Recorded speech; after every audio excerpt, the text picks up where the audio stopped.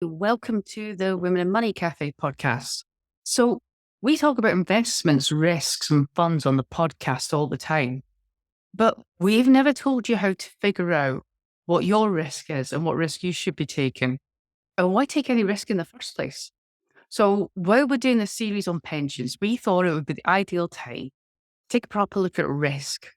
Now, everything I share with you today is not just for your pension. You can apply this to any investment, such as your ISA. So you may want to revisit episode 45 on how to start your first ISA armed with this knowledge.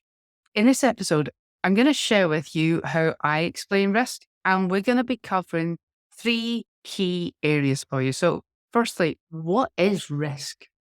And then secondly, how do we measure it? And then finally, what do we do with this knowledge now that we've got it? Bear in mind, a caveat here, this is an information podcast and not a personal financial advice. I'll be giving you a really simplified approach, and there will be anomalies and things that are particular to you, in which case, go get some proper financial advice. So let's talk about what risk is. With the type of investments that you hear us talk about when we're on the podcast, and when we're talking about our clients, when we use the word risk, we talk about how the investment will behave, how exciting it will be or not. And then, so if you think about it, I want you to picture a wavy line that slowly climbs, and then another line with lots of spikes up and down. Now, the wavy line is lower risk than the spiky line, because when we're talking about risk, we mean how dramatic the ups and downs are. You'll also hear us use the word volatility, and it's the same thing. The more volatile, i.e. spiky, the higher the investment risk is. Now, I think the most natural question to have if you've never invested before is, will I lose all my money? Which is a perfectly reasonable question to be asking.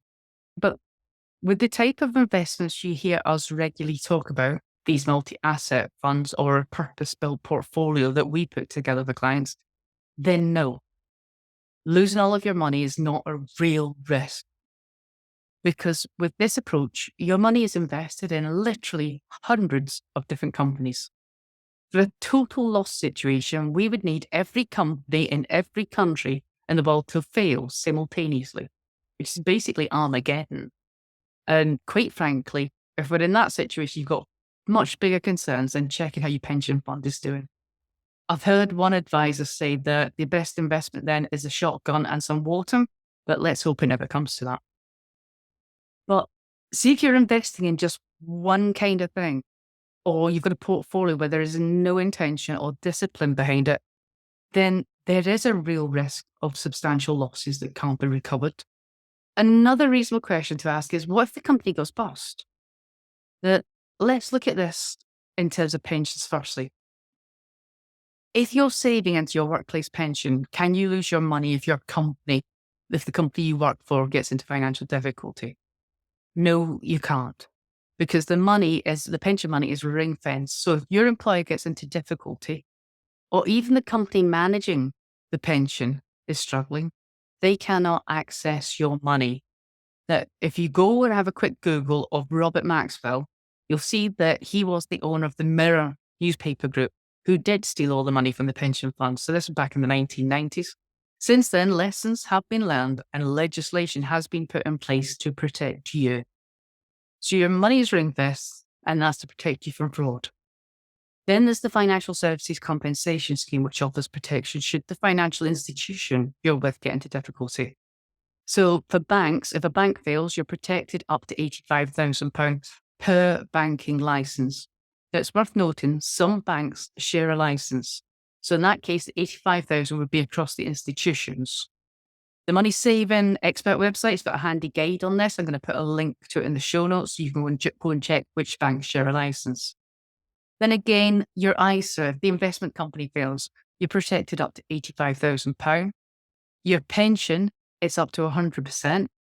If you've got a self-invested personal pension, it's up to £85,000 per firm. So that's us covered off the protection you have against total loss. So where's the risk then? So What I tell my clients, and this is true for you, all right, biggest determining factor of how much money you make or lose is you. So a lot of our conversations around this topic is about identifying how you're going to behave in certain scenarios. When you see your investment drop, are you going to panic? Are you going to want to sell it? Or are you going to want to move it to another investment that's doing better that day? Now, I use the word when intentionally, when your investment drops, because I can guarantee you at some point you will see a drop in value. The investment that only ever goes up has not been invented yet. And even if it had, I'm not sure I would trust it. So it's how we react when things go financially wrong that's the real risk.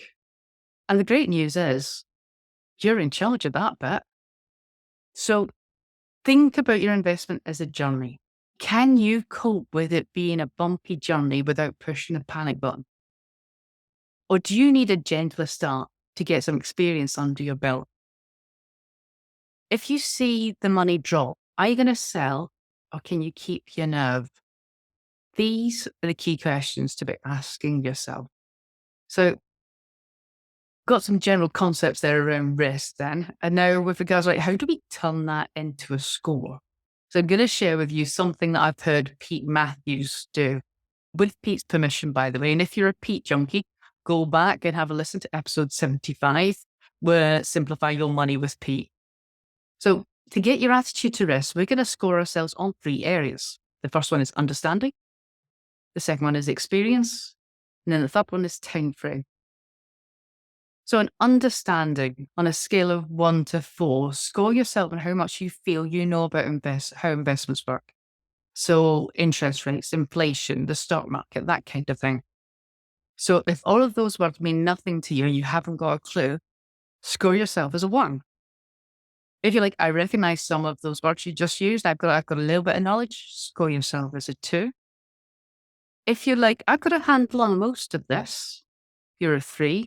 And if you're like, I know this stuff inside out, score yourself as a 4. All right, let's score ourselves on experience then, because experience is different to understanding. A lot of clients, when they come to work with me, they have some understanding of how investments work and they are smart people, but they don't have any experience. And this is critical because lived experience is a very different thing to imagining how you're going to react when your investments fall first time. So if you have 0 experience, I want you to score yourself as a 1. If you've got a little bit of experience, score yourself as a 2. If you've got a good amount of experience and you've been through some highs and lows, you're a 3. If you've got years of experience and you've seen it all, score yourself as a 4. So taking those 2 scores, add them together, and your number should be somewhere between 2 and 8. So if you've scored a 2 or a 3, you're a cautious investor. If you're a 4 or a 5, you're balanced. If you're a 6 or a 7, you're a growth investor. If you're an 8, you're an adventurous investor. So now you've got an idea of what your risk appetite is, and you've got a label to give your investment style. Right, so the third factor we're looking at is time frame. What this lets us do is fine tune the risk in context of what we're investing for. And what I mean by this is the longer you're going to be invested can influence how much risk you take. So one way to look at it is let's take me as an example, my pension money. Now, I'm probably not going to be touching my pension fund for 20 years. So do I care if it goes down today, this year? No, I probably don't care next year either. Because we know that within the time frame that I'm working to, my pension will be worth more in 20 years' time than it is today. But if this is money you're planning on using the next few years, that's different. You know that we're always saying that money you have plans for the next few years has to stay in cash, and it's for this reason. So let's say you're saving for a house deposit and you've got £10,000 saved. You do not want that invested and exposed to the ups and downs of the market. That's crazy stuff. All right. So scoring ourselves for a time frame. If you've got plans for the money in the next year or 2, score yourself as a 1. If the money is for 3 to 5 years, score yourself as a 2. 6 to 10 years is a 3. 11 plus years is a 4. Now, everyone with a 1 to 2 year time frame, you've got to stay in cash. But let's say you came out as a balanced investor. And so for a time frame of 6 to 10 years, absolutely go with a balanced investment. But if you're saving for 11 plus years, you could consider just moving up a label to growth as you've got a longer time horizon. Conversely, if the money's for 3 to 5 years, you might want to drop down a label to cautious. All right. So what do these labels mean that I've thrown out? Cautious, balanced, growth, adventurous. You might hear moderate in there somewhere as well with other people. In its simplest form, right, the easiest way to increase or decrease risk in a portfolio is how much stocks and shares you've got in it. So if you want to up the risk, you put more stocks and shares in it. If you want to reduce the risk, you reduce the amount of stocks and shares you've got. And I'm going to show you a rough rule of thumb that's going to help you when you're looking at funds as well. So cautious investment generally has no more than 40% stocks and shares in it. Balanced portfolio, a maximum of 60%. A growth portfolio, a maximum of 80%. An adventurous, you can have 100% stocks and shares. Now, these are generalizations, and at different times, different things will impact the investment. So as I record this, it's May 2023. And last year, the so-called safe part of the portfolio, bonds, took a bit of a beating. All right. We had a series of interest rate hikes and we had double-digit inflation. All of these things hurt bonds. So the safe bet doesn't look like it was doing too good. Then we get what we call these so-called black swan events, which is like nobody saw that coming. And when that happens, it can make it look like diversification didn't work, because what can happen is you can see everything drop all at once. But if you've gone with a multi-asset fund that was the right risk for you, stick with it. All right. It will work out in the end. And if that feels too hard to do and you're tempted to do something that you just be reacting to it, reach out to a financial advisor. We've got decades of experience of riding out tough market conditions, and we can help you avoid some really expensive mistakes. So I hope this has been useful for you. And as always, if you've got any questions, come and find me on Instagram, Julie Flynn Money Woman, or you can drop us a message and we'll get back to you when we can. And like I say, if you have found it useful, you know what I'm going to ask. Please, please, please, pretty please, go and leave us a review. But until next time, take care of yourself.